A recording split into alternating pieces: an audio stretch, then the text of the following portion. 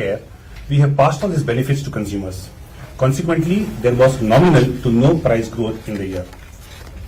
Volume recovery remained gradual due to high levels of cumulative inflation over past 3 years, coupled with the weak monsoon affecting rural demand. Urban, organized trade and premium portfolio stayed resilient and led growth for FMCG. In this backdrop, let me first talk about financial year 23-24 performance. We delivered a resilient performance with an underlying sales growth of 3% and underlying volume growth of 2%. EBITDA margin was up 40 BPS year on year. We continue to focus on operational excellence and build back gross margins with a 430 BPS increase year on year. Net profit crossed 10,000 crore milestone in this fiscal. Profit after tax before exceptional items and EPS grew at 4% and 2% respectively. To serve the evolving aspirations of Indian consumers, we have embarked on our journey of transform to outperform. We have 4 key thrusts. A, growing our core through unmissable brand superiority. B, market making and premiumizing our portfolio. C, reshaping our portfolio to high growth spaces. And D, leadership in channels of the future. These 4 thrusts, backed by our distinctive capabilities, will enable us to continue winning in the Indian FMCG sector. Let me talk briefly about the progress we have made in each of these. We are a powerhouse of big purposeful brands. We have a total 19 brands clocking over 1,000 crore turnover each annually. Put together, these 19 brands account for 80% of our turnover. During the year, we have focused on contemporizing our master brands through the lens of unmissable brand superiority to serve evolving consumer needs. We continue to invest disproportionately in market making and premiumization. We have not only seeded categories and formats, but have successfully built them to scale. This portfolio contributes to more than 25% of our business and has grown double-digit in this financial year. Moving on to an update on reshaping our portfolio in beauty. We are focusing on, number 1, contemporizing our master brands. Number 2, investing behind 6 identified high growth demand spaces like sunscare, facial cleansing and serum. We have built a strong 2,000 crore plus portfolio across these big bets, growing handsomely, and we continue to scale them up. And 3, embedding capabilities across supply chain, mental reach and media models, and thought leadership.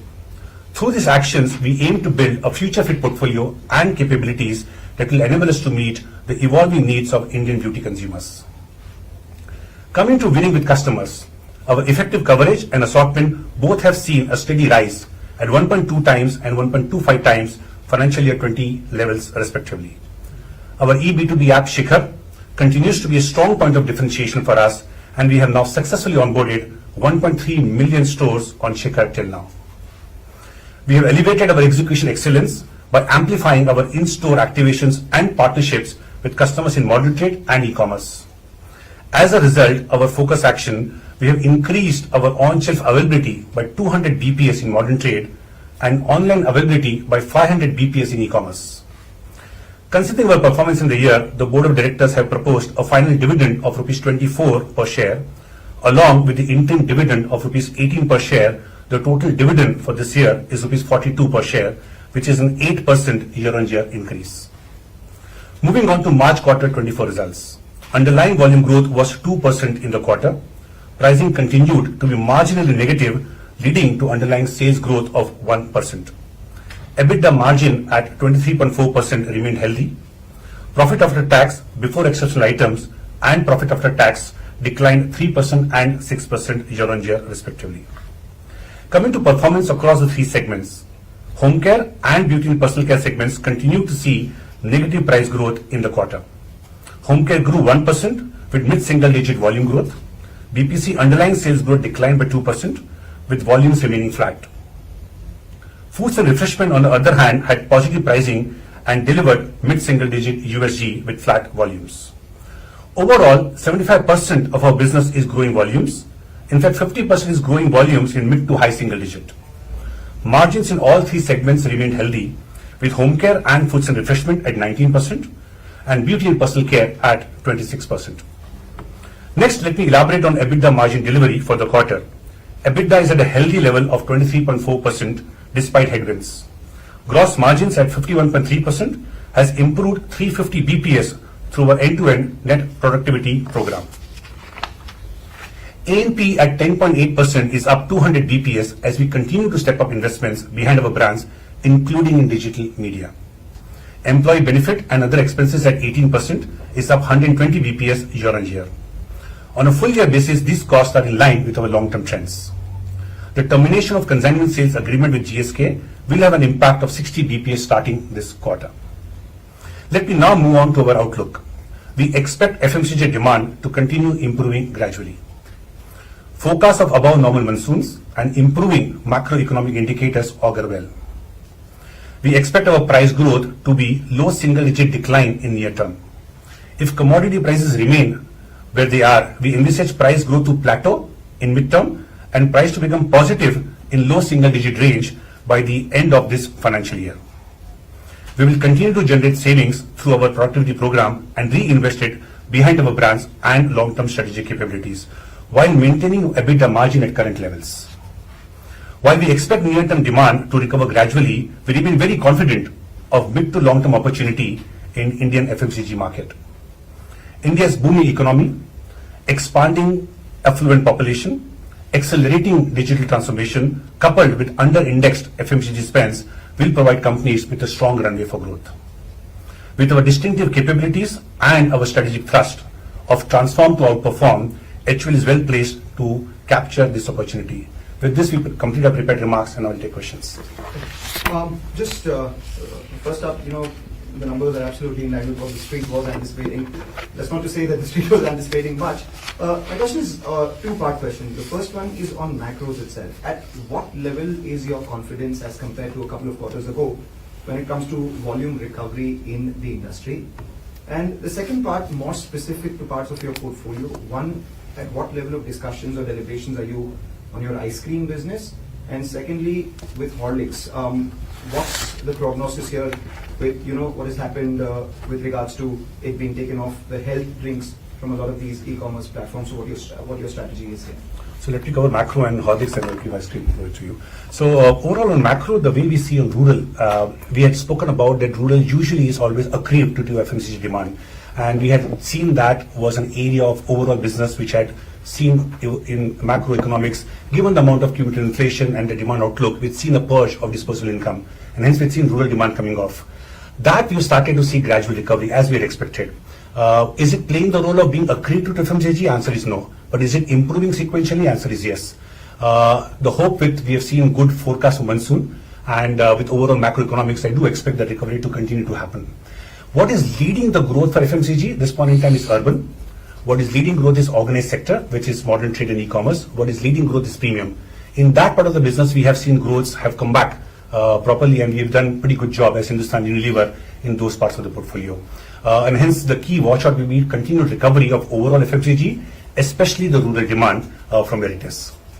Coming to a question of Horlicks, overall we have grown pretty decent again in this quarter, driven by volume growth and limited amount of price growth, which was the reason of, we had spoken about commodity price increases in barley, wheat and milk, which have started to plateau down. So with some amount of price growth and volume growth put together, we have grown in high single digit in Horlicks. So it's a portfolio where the job of making the portfolio stronger, the plus range which we have activated across the country, the margin job that we had in terms of unlocking operating efficiencies, all those have been done very well. And we do believe where we are with increased penetration that we have done in the last few years and improved market share, this business is yielding good results. As we spoken last time, the key focus for us is to keep driving consumption. And hence entire home to home and building consumption is our focus priority now. No change of perception due to all that has happened with regards to all these MFDs, where they're looked at, there is a lot of sugar in it, etc. It's not as healthy. Functional nutrition is important for the community. We know that large part of even the more urban population is deficient in macronutrients. So the category has a clear role in the life of the Indian consumer. It's still underpenetrated. For instance, our portfolio, which is the high science adult functional portfolio, is already in excess of 500 crores and is going very, very well. So we are serving, and so far as sugar is concerned, we have in any serving of Horlicks, far less than a teaspoonful of sugar, added sugar. There's of course sugar that comes with the preparation itself, but the added sugar is amongst the least in the industry. So I don't think this is of material significance to us. And also the recent discussion is more to the infant category, which we don't participate in. Right. I just want to know, is there any conversation you're having with any of the authorities for that? Because yes, there is some sugar content in all of this, but is there some rule requirement that is there from any of the authorities? We are fully compliant with FSSAI, but also Unilever nutritional standards to the highest degree, and it's all fully compliant. So our job is to essentially grow the business by serving our consumer, and we are growing penetration in nutritional functional drinks. We are growing market shares. Our recent moves have been yielding results, and as I said in the previous conversations, we have to stay the course. There's a long runway for this category, but it requires us to stay disciplined, and particularly the more premium end of the category is growing very well, and we're very excited about that opportunity, whether it's women's health or diabetes and other conditions that we are helping solve. Yeah. So on the ice cream business, if you can throw some light on Sure. how has been the performance during the year, as well as any material update that you have so far with regards to your parent, deciding to get rid of the business. So Yes. If you pull back and look at ice cream over the last 4 or 5 years, we've had a very strong clip of growth. It's not surprising. We're a leading player in the industry. We've been in decades in the market. The ice cream market is sizable by scale for our income status as a country. Therefore, the opportunity in the headspace for ice cream as the country gets more affluent, as people consume more food out of home, impulse is only strong. And we're all in at this point to sell in for the summer, which, as you know, is going to be nice and warm. And we are at this stage focused on just doing that, innovating aggressively and making sure that our products are available across the length and width of the country. Specifically to your point about the Unilever's position on ice cream, we are under evaluation, exploring all options with our board, HUL's board and the management. And when we have clarity on where we want to go with it, and we will have a clear position, we'll come to you. But at this stage, it's all under evaluation. okay, on the raw material side, I would like to know there are a few raw materials like coffee. They have seen a significant uptick. How has been the impact on your numbers, and also as we speak, what is the kind of trends that you're seeing in terms of your key raw materials? Yeah. So overall commodity, the entire financial year, last financial year, 2023, we had seen material amount of inflation. All 4 quarters of this financial year, 23-24, we have seen deflation. And the 3 big areas where we have our business exposed to is crude oil, is crude palm oil, and tea. All these 3 commodities are deflating.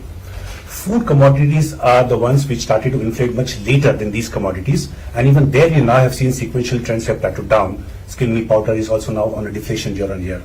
The exception this point in time where we're still seeing substantial inflation, exactly to the point, is coffee. Coffee is a place where we have taken price increases. Our growth of double-digit in coffee is a price-led growth where volumes are getting impacted with a substantial amount of inflation. Over the last 2 to 2.5 years, we've seen 70% inflation in coffee prices. So rest of the portfolio outside that now, as I mentioned, there's an overall at an aggregate level a deflation in the business this point in time, and which is why all the pricing actions that we have done.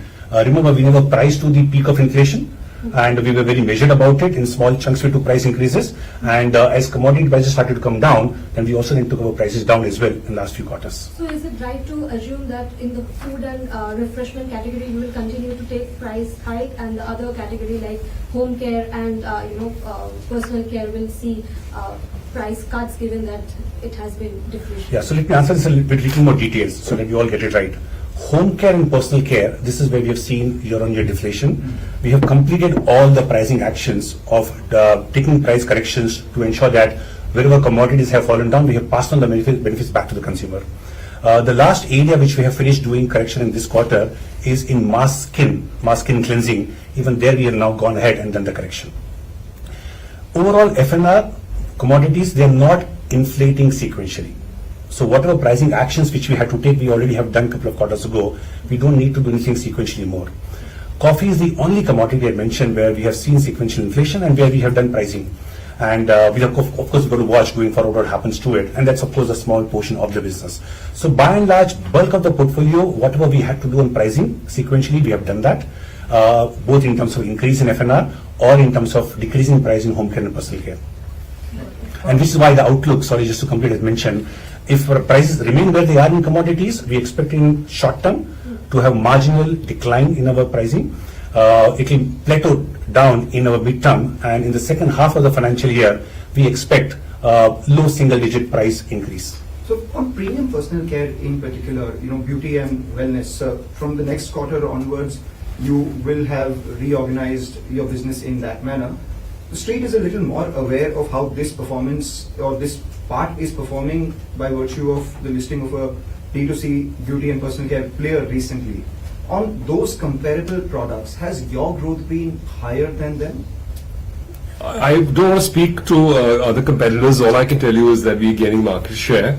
First of all, yes, we are growing we're growing robustly, well into double digits and beyond in our premium skincare portfolio. We are growing well ahead of the platforms in the platforms we compete. We're gaining market share. We're very excited with how our innovations are performing. We're very, very focused. In fact, we have 6 multi-year bets, sunscreen as one, or facial cleansing as another, and light hydration and so on and so forth.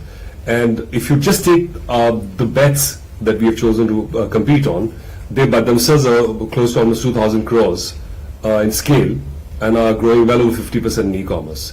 So if there's a if you can draw a comparison, you can draw from that. So there is growth in the sector, and there's growth in the more premium ends of the sector, and we are basically leaning in on that. If you could, give us some more granular detail on the segment that starts from FY25, beauty and wellness, and then there is personal care. What proportion of current personal care revenues goes into beauty and wellness, and what rate is that likely to grow at? So let me just give the proportion of the business. So overall, our beauty and personal care business, which you know the scale, is roughly 50-50. Let me say 55-45. 55 will sit in the beauty area, and 45 will sit in the personal care area.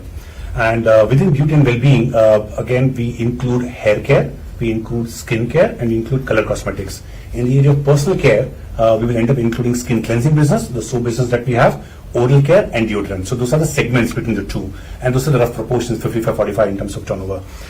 In this quarter, as we have overall sales, we have grown beauty and well-being at 4%, and personal care saw a decline of 10%. Within beauty and well-being, as Rohit called out, premium beauty has grown double digit.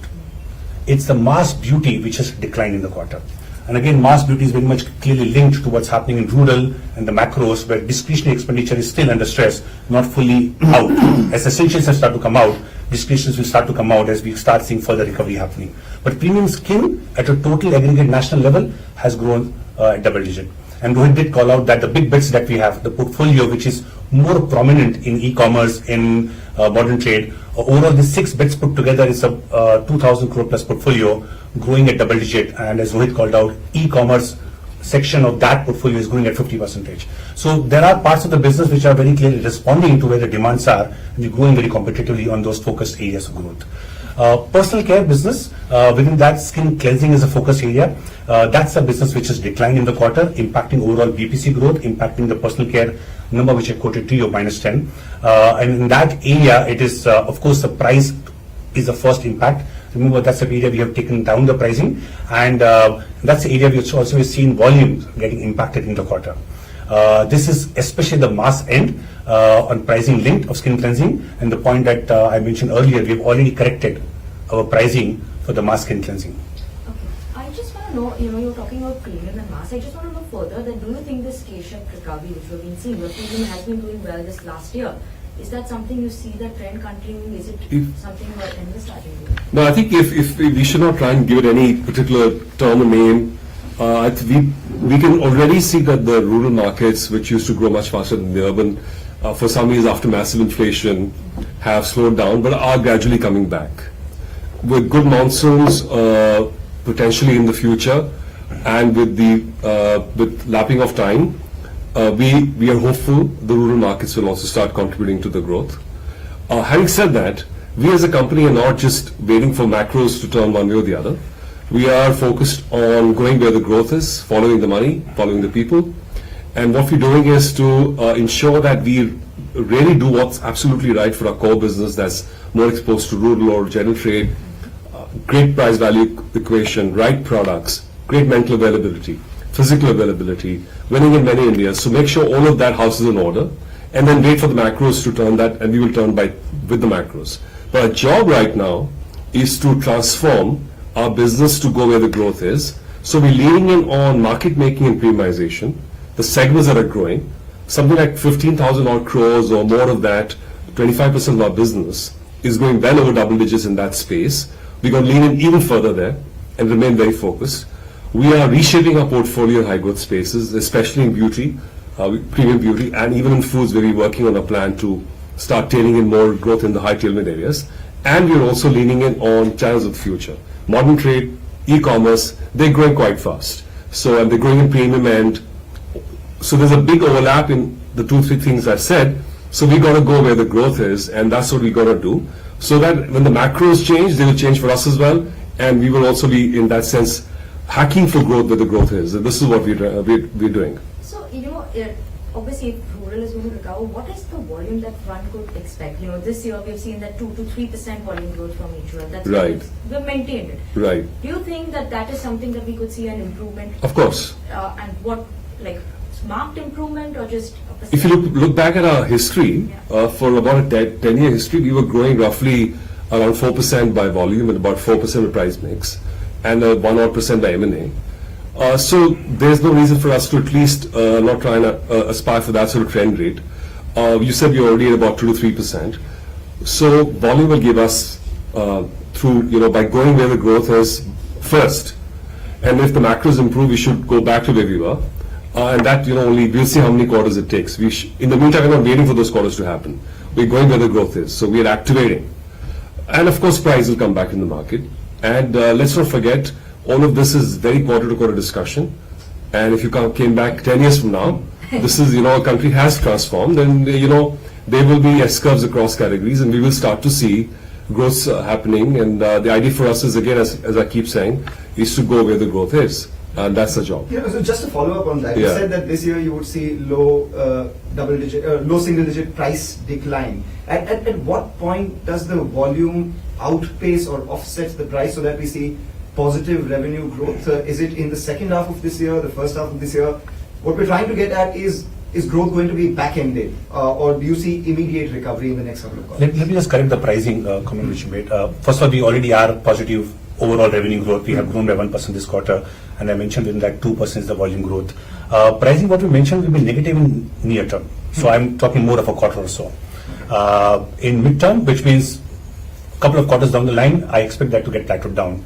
And the second half of this financial year, we expect price to start being low single-digit positive. So we should see price recovery coming in as the financial year goes. Of course, it all depends upon where the commodity markets are. If they run up more, it might be more pricing. If there's another different outlook for the market, commodity will be different. But where commodities are today, that is where the pricing outlook is going to be. And our job in the meantime is to drive volume growth, drive our premiumization of mixed growth, which again, as I keep saying, is to transform our portfolio to go where the growth is.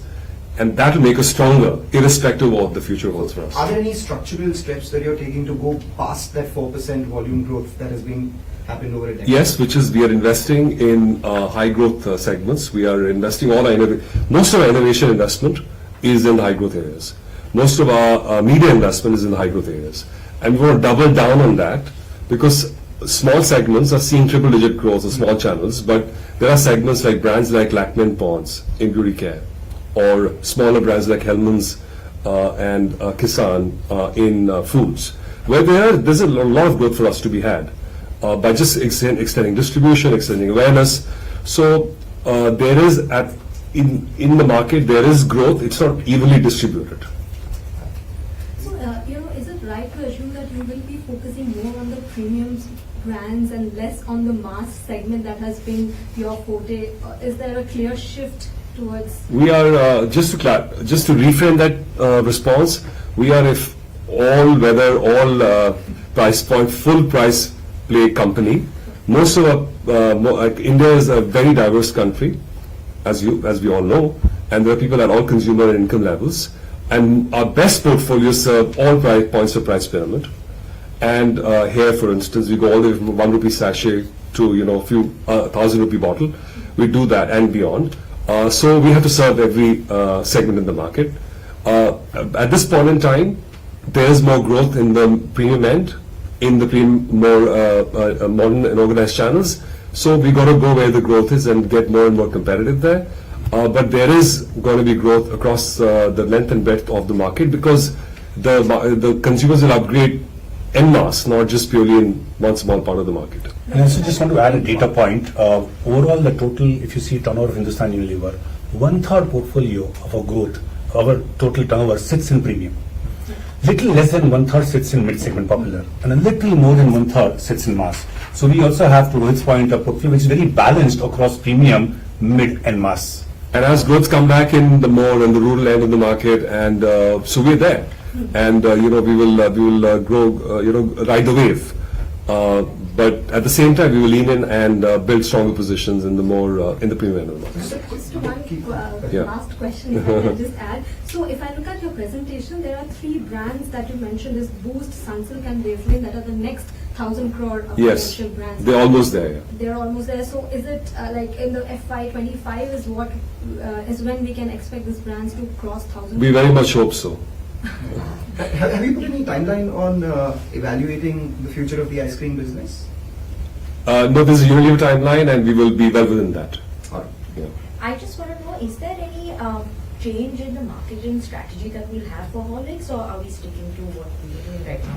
We have, and I've spoken on this before, we have a very simple, our job is to grow the market because it's underpenetrated and the need is high, both from a market point of view but also from a community point of view.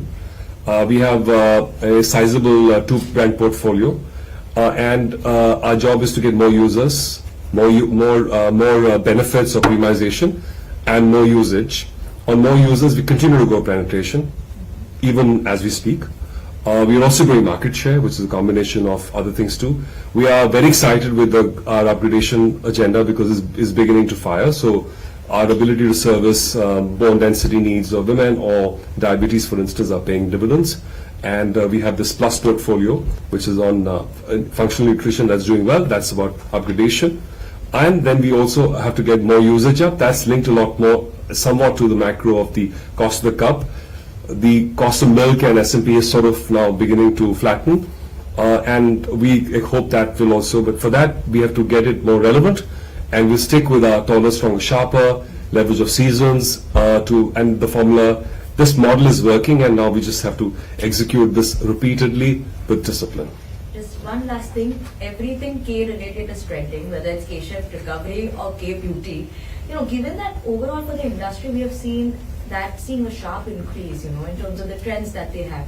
Is there something that, we would like to pick up from there? Any specific launches that, we have in mind for our Indian side in the beauty care? From Korea? Yeah, something related.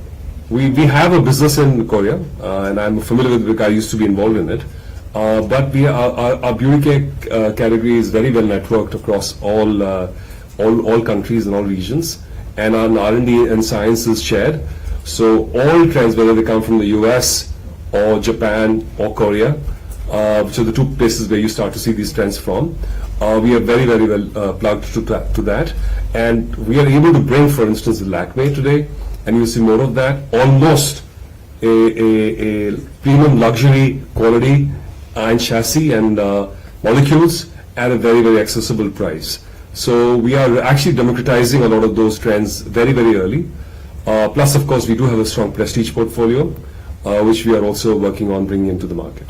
In the focus areas, as Rohit called out earlier, within beauty space, those 6 sub-segments, high-growth segments, we had called out sun care, for India, which is relevant at this point in time, light moisturizing, serums, face cleansing. Those are the areas for Indian beauty at this point in time. We're seeing good traction. They are on trend. And this is where you're seeing bulk of the innovation also, to its point of view. And we have a portfolio of brands. We have a lot of brands, and we have to remain focused on making sure that we give them the adequate investment. For shareholders who've been sitting on HUL for a while right now, the stock has underperformed the comparable FMCG index. Is there a final message that you would like to give to those who will be holding your share? We remain very, very optimistic about the country's future broadly, but also specifically in consumer goods. I've said that again and again, and it's an undeniable fact that is very, very strong commitment and belief. HUL is a strongest consumer goods company in this country. We reach 9 out of 10 households. We have 85% market leading positions. We have enviable distinctive capabilities, whether it's brand building and R&D. We have 90 years of history. So when you buy an HUL share, you buy all of that and the future of country. And all I can say is that we should not be phased, and our long-term shareholders are not phased by movements in quarter to quarter, and we remain very optimistic. And I said we will basically transform the business to make it relevant for the future, and we would have not been here 90th year if it had not happened in the past as well. That sums it up perfectly. Thank you. Thank you. Thank you. Thank you.